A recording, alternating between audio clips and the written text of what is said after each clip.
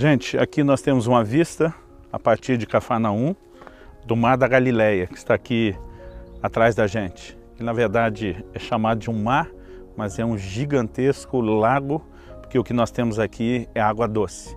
Não muito distante de mim, indo aqui na direção do meu lado direito, nós temos a cidade de Betsaida, de onde Pedro e André eram. Nós conseguimos mensurar que para aquele povo que se locomovia a pé, as cidades não eram assim tão distantes uma das outras à volta do lago, algo que era essencialmente necessário para a sobrevivência deles. Provia não só água, mas os peixes que eles necessitavam também para se alimentar. Esse é um cenário de muitas intervenções do Senhor Jesus. É nesse lago que ele acalmou a tempestade. Foi às margens desse lago que ele chamou alguns dos seus discípulos. É muito gostoso conseguir mensurar parte desse cenário do que a palavra de Deus descreve e narra. Estamos na cidade de Tiberíades, que tem esse nome porque Herodes Antipas, filho de Herodes o Grande, Herodes Antipas foi quem mandou degolar João Batista. Ele edificou essa cidade e a dedicou a Tibério, imperador romano. Essa é a razão do nome Tiberíades. Estamos aqui no Mar da Galileia e agora nós vamos entrar naquele barco e fazer um passeio de barco e ter uma sensação, embora num barco bem maior, de como era essa locomoção de Jesus e os discípulos naquela época.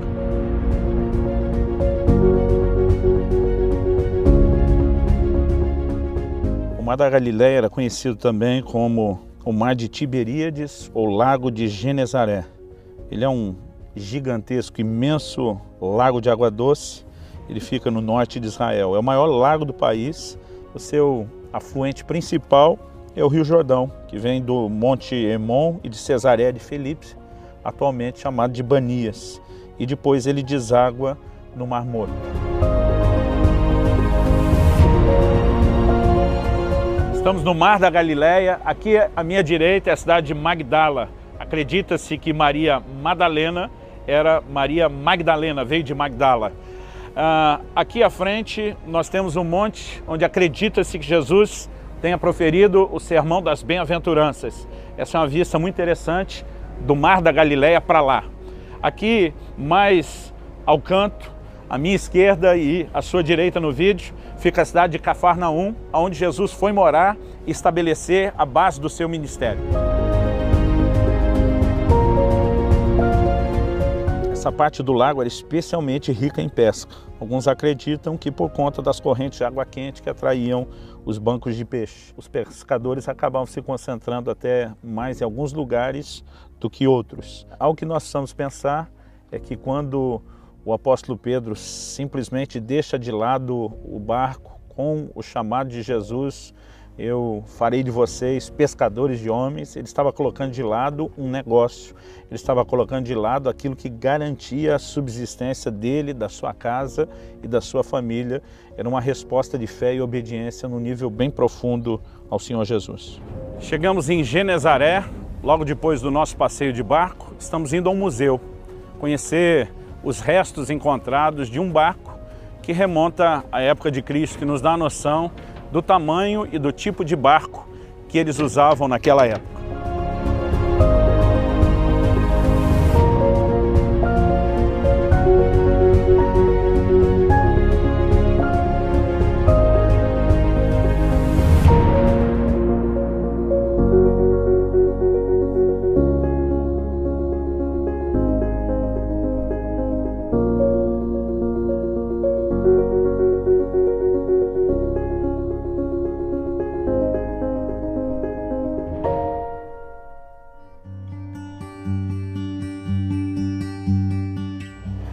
No Salmo 107, do versículo 21 ao 31, a gente lê o seguinte: rendam graças ao Senhor por sua bondade e por suas maravilhas para com os filhos dos homens.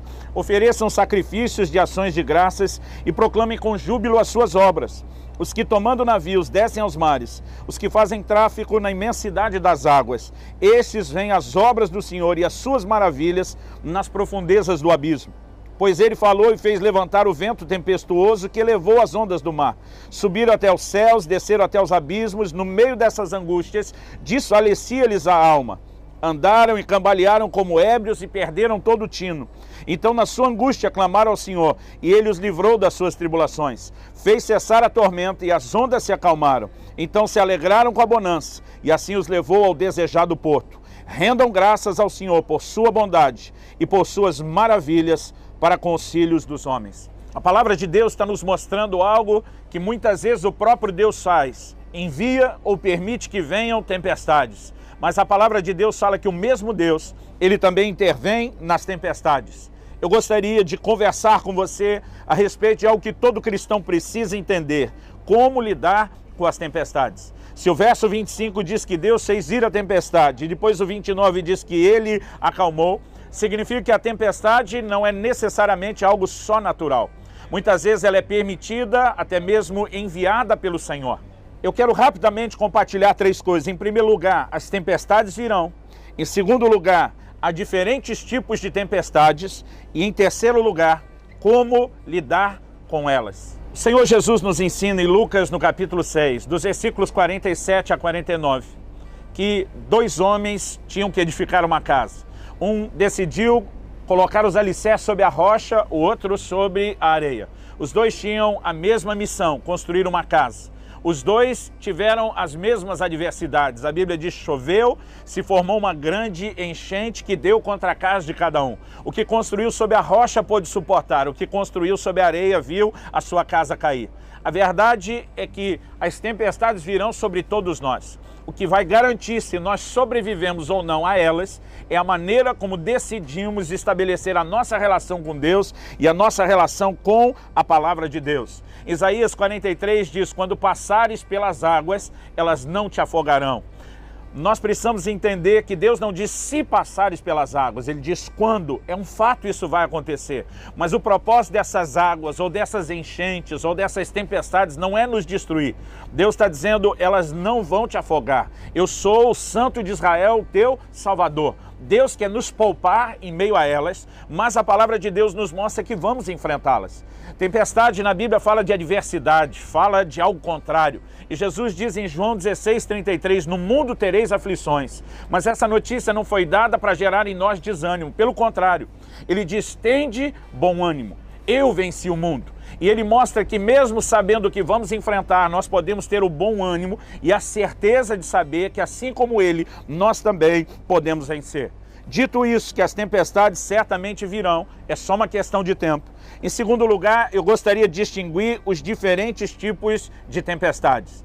O primeiro deles, eu quero ler no Evangelho de Marcos, no capítulo 4, no versículo 35, algo que acontece aqui mesmo, onde estamos no Mar da Galileia. A Bíblia diz, naquele dia, sendo já tarde, disse-lhe Jesus, passemos para outra margem. E eles, despedindo a multidão, o levaram assim como estava no barco, e outros barcos o seguiam.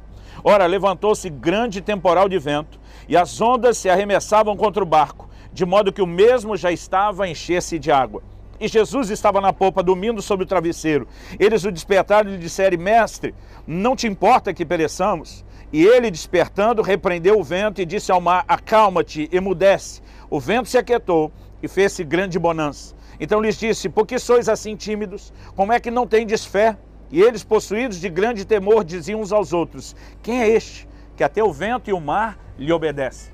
Primeira pergunta que devemos fazer, de onde veio essa tempestade? Eu quero distinguir que nós podemos enfrentar 3 tipos de tempestades. Tempestades malignas, tempestades naturais e tempestades que vêm de Deus. Em primeiro lugar, nós podemos eliminar essa tempestade como vindo de Deus. Porque se a tempestade viesse de Deus, Jesus, ao resistir à tempestade e mandar que ela se acalmasse, estaria resistindo à vontade de Deus. Nós podemos olhar para um quadro natural? Sim. Aqui também chove, aqui também venta forte, aqui também tem tempestades. Mas a palavra de Deus diz, no capítulo 5, no versículo 1, entremente chegaram a outra margem do mar, a terra dos Gerazenos. Ao desembarcar, logo veio dos sepulcros ao seu encontro um homem possesso de espírito imundo, o qual vivia nos sepulcros e nem mesmo com cadeias alguém podia prendê-lo. Nós sabemos a história do endemoniado que estava do outro lado. Se houvesse uma espécie de Guinness Book, de livro dos recordes das coisas espirituais, talvez esse se configuraria como o mais endemoniado do qual nós temos notícia. Jesus entra no barco, atravessa para o lado onde esse homem está para libertá-lo e depois volta. Ele não foi fazer nenhuma outra coisa lá a não ser libertar esse homem. Provavelmente, quando Jesus entra no barco, está indo em direção aonde Satanás prende e acorrenta a vida dessa pessoa, o reino espiritual, percebendo o que poderia acontecer, ofereceu resistência. Se essa tempestade foi de fato maligna ou natural, nós não podemos dizer com toda certeza, mas podemos dizer que havia todo motivo para que o reino das trevas criasse oposição, como várias vezes nós vamos ver na Bíblia. Paulo fala de viagens que ele quis fazer para pregar e ele diz, mas Satanás me impediu. Nós vamos lidar com esse tipo de resistência maligna, é um tipo de tempestade. A outra, podemos classificar como uma tempestade natural.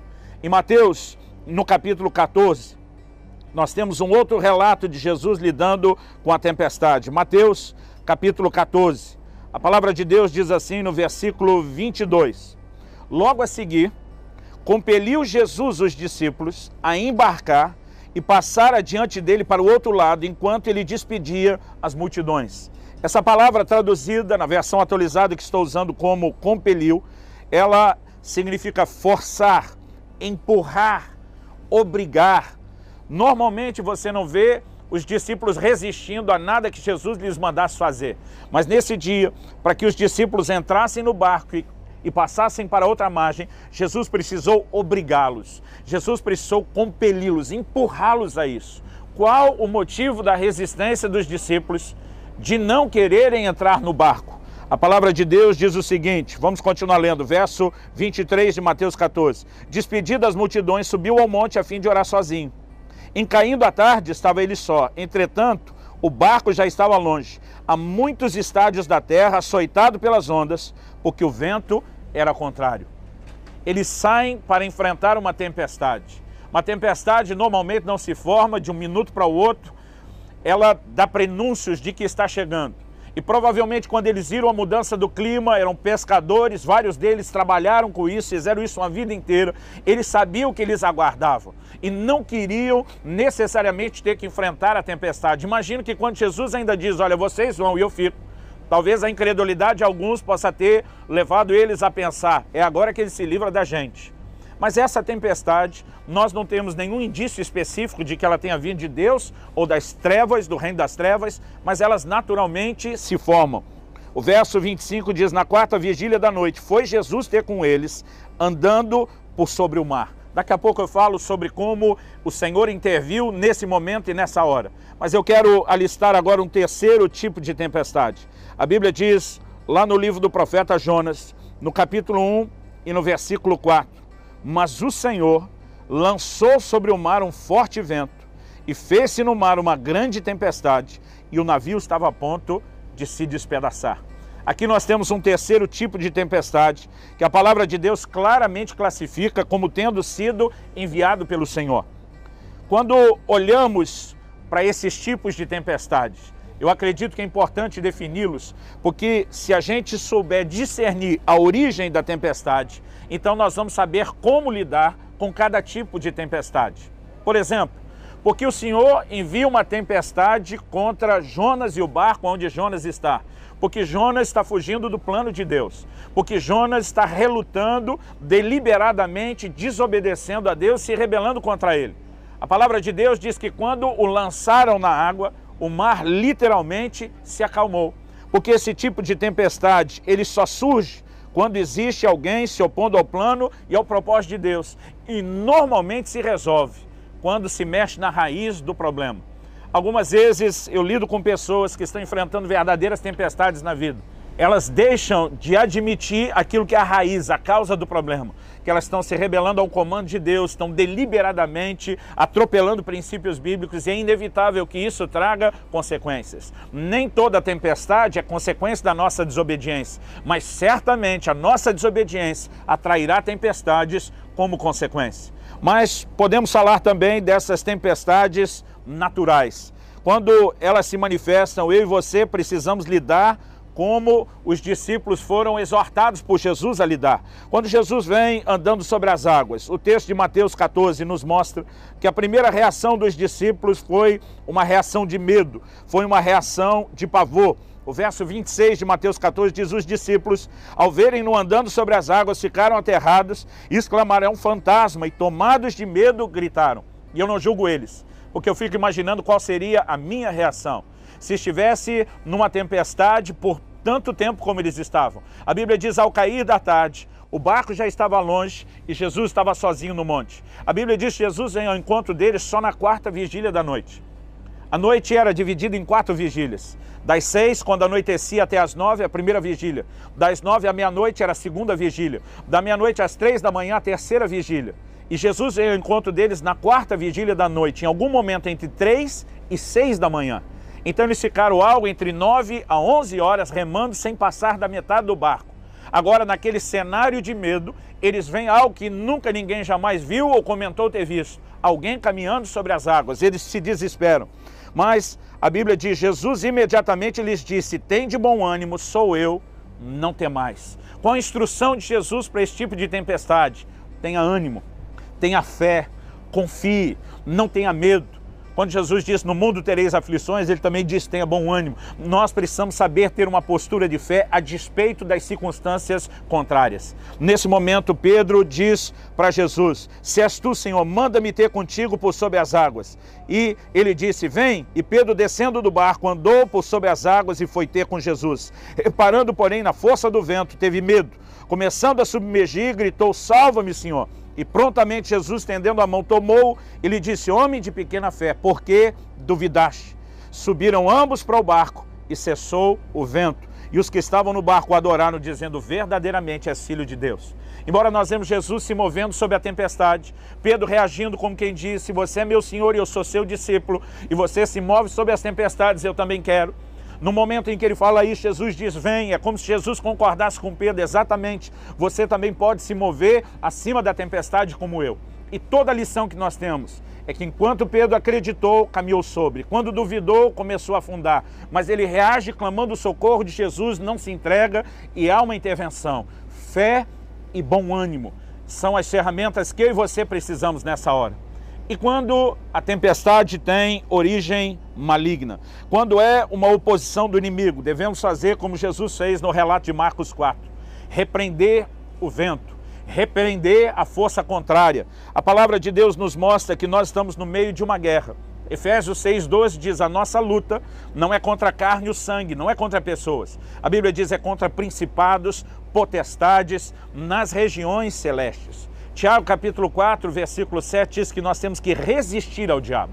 O livro de Efésios diz para não dar lugar ao diabo, mas o livro de Tiago diz para resisti-lo. Então nós precisamos oferecer resistência. E algo que eu e você precisamos entender no que diz respeito a oferecer resistência é que nos foi dada autoridade no nome de Jesus.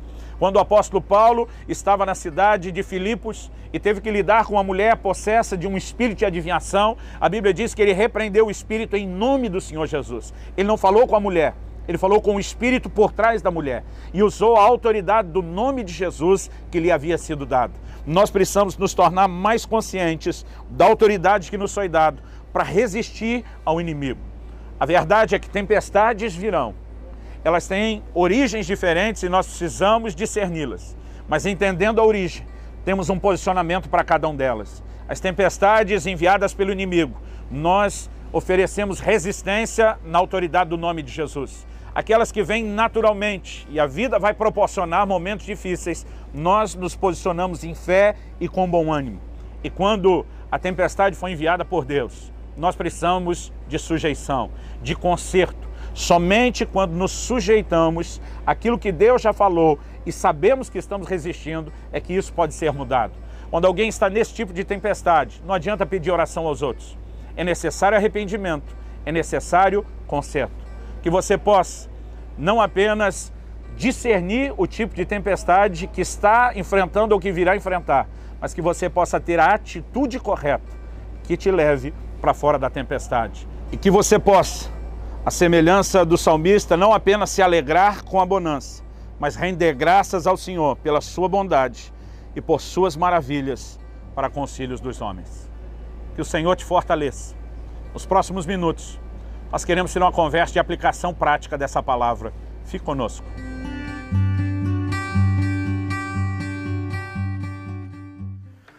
Nós temos diversas lições práticas com esse episódio de Jesus acalmando a tempestade, Pedro andando sobre as águas, mas uma coisa que eu queria mencionar aqui é porque o que foi necessário para Pedro foi de fato um ato de fé, né? Ele só pôde andar sobre as águas, se mover sobre a tempestade. Eu acredito que isso fala, obviamente, de problemas, circunstâncias que nós enfrentamos, porque ele creu na palavra que o Senhor Jesus falou. Eu vi uma vez o evangelista Reinhard Bonk dizendo que Pedro não andou sobre as águas, ele andou sobre a palavra de Jesus. Aquilo foi o chão para que ele andasse sobre as águas. Então nós estamos falando de fé. E alguém me perguntou uma vez, olha, além da definição bíblica de Hebreus 11:1, de que a fé é a convicção das coisas que não se veem, a certeza de coisas que se esperam, qual uma outra definição de fé você poderia dar? E lembrando desse texto, eu falei, fé é olhar para Jesus na hora da tempestade. Porque enquanto Pedro está olhando para Jesus, a coisa está dando certo, está funcionando, né? Então esse é de fato um conceito que precisa ser entendido sobre fé, é a gente focar nele. E logicamente a gente pode acreditar na afirmação inversa também, né? Que incredulidade, então é você não estar olhando para Jesus enquanto você enfrenta essas tempestades. Exatamente, a Bíblia diz que Pedro, olhando o tamanho das ondas, observando a força do vento, ele teve medo. Então, colocar os olhos nas circunstâncias sempre vai minar a gente. Nós precisamos aprender a colocar os olhos em Jesus o tempo todo, e manter a fé. E lembrando que a fé, ela começa do lado de dentro, antes de produzir resultados do lado de fora. A primeira coisa que Jesus diz quando vem ao encontro deles é não temas. É o primeiro assunto que tinha que ser resolvido. O próprio Pedro anda sobre as águas, ele tem que vencer o seu próprio medo para só depois disso Jesus acalmar a tempestade. Jesus não começa acalmando a tempestade para ensinar Pedro a vencer o medo depois. Ele leva Pedro a vencer o medo primeiro para acalmar a tempestade depois. Nas tempestades da vida não é diferente, né? A gente precisa realmente acalmar o nosso coração, aquietar, lembrar que nós vivemos para Jesus, com Jesus e que nós vamos vencer. E isso tem que trazer quietude, né? No nosso coração, tem que trazer paz. Eu tenho visto tantas vezes que até eu mesma me agito, aí eu falo, para tudo. Posso ficar tranquila e eu sei que vou vencer essa tempestade porque elas vão vir, isso faz parte. Mas com Jesus a gente realmente vai vencer e vai ficar tudo bem. E o propósito delas não é nos destruir. Quando Jesus deliberadamente envia os seus filhos a uma tempestade, não queria se livrar deles. Nós precisamos acreditar que há uma promessa de Deus de nos guardar no meio disso tudo. Como a gente viu na mensagem, Isaías 43, ele diz quando você passar pelas águas, quando você passar pelo fogo. Ele não diz se, porque é algo que a gente aprende, o próprio Senhor Jesus ensinava isso, que nessa jornada a gente vai ter tempestades. E ele diz, quando passares, elas não te afogarão. Ou seja, o propósito não é que isso nos destrua, mas que Deus de fato possa nos levar a esse lugar de maturidade, onde a gente consegue crescer no Senhor, confiar nele, depender dele. E o Evangelho de João diz no capítulo 6, no versículo 21, que logo eles chegaram do outro lado. Interessante que eles passaram quase uma noite tentando fazer isso. A Bíblia diz que eles saíram no cair da tarde, que Jesus veio ao encontro deles na quarta vigília. Nós não sabemos em qual momento da quarta vigília Jesus veio ao encontro. Se foi às 3, eles já estavam há 9 horas remando e não tinham saído da metade.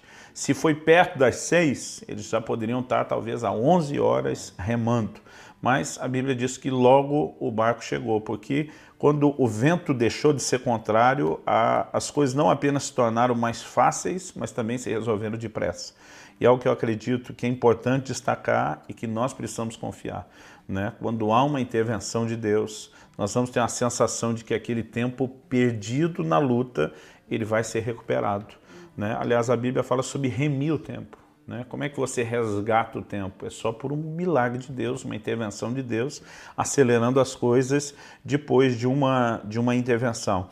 Agora, acima de tudo, a confiança nossa não é só que Ele acalma a tempestade, mas deveria ser principalmente que o propósito dele ao permitir a tempestade não é nos destruir, pelo contrário, é nos abençoar, é nos fortalecer, é nos fazer crescer. E acredito que a cada nova tempestade a gente tem que lembrar disso. A cada nova tempestade a gente tem que recordar dessas mesmas verdades. Então, a tempestade acaba sendo uma bênção até nas nossas vidas, porque na próxima vez a gente já tem história, aquele histórico, a gente ter passado pela tempestade, a gente sabe, não, as coisas passam, as coisas vão melhorar. Com Jesus no barco tudo vai muito bem, no final de contas, né? Então, isso nos até fortifica e deixa a gente mais preparado para as próximas tempestades. É verdade. Agora, também podemos dizer que a tempestade tem o poder de trazer à tona aquilo que a gente é. Né? Ela revela quão firme ou quão frágil a nossa fé está. Alguém diz com muita propriedade que Deus não nos prova para saber quem a gente é. Até porque Ele já sabe tudo, Ele é o Deus onisciente. Né? Eu vi essa declaração ainda na adolescência de que Deus nos prova para que a gente saiba quem a gente é. Né? E à medida que a gente conhece nossas limitações, a gente também pode se permitir ser melhor trabalhado por Deus. E às vezes parece que a tempestade é horrível, né? Isso acontece muito no verão, que fecha tudo e vem aqueles ares e rapidamente aquilo passa. Isso pode ser rápido e às vezes vai ser uma tempestade que vai durar mais, mas não importa a durabilidade da tempestade se a gente lembrar verdadeiramente quem é Deus nas nossas vidas. Vai passar. Amém. Então, quer você esteja enfrentando a tempestade e precise crer nesse momento, ou quer você esteja na fila e a sua vez vai chegar, Quando passar. né? Mesmo que você já tenha passado antes, você voltou nessa fila e vai passar de novo, que o seu coração se lembre de olhar para Jesus, não para as circunstâncias, confiar nele e se deixar ser fortalecido e sustentado por ele.